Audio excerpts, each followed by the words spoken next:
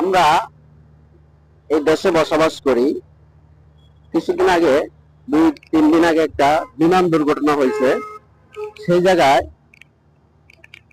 2 litre একটা পানির বোতলের দাম যদি হয় 600 টাকা, আমরাও কিন্তু এই দেশের মানুষ। যিনি 2 লিটার পানির দাম চাইছে 600 টাকা, উনিও কিন্তু একজন মানুষ ছিল।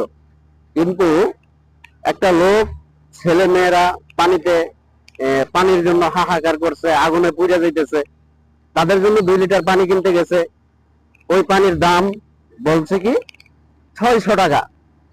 উনিও যদি আল্লাহ না করো উনি যদি মারা যায় কখনো, আমি এটা আমার থেকে আমি বলতেছি, যদি উনি কখনো মারা যায়, আল্লাহ পাক ওনাকে কি করবে উনি ভালো জানে। যদি উনি মুসলিম হয়ে থাকে, ওনার ওই জায়গায় পানির খুবই প্রয়োজন ছিল, কিন্তু উনি পানির দামটা চাইলো 600 টাকা। বাকিটা কি বলবেন আপনারাই বলে যাবেন এই ভিডিওর কমেন্ট বক্সে।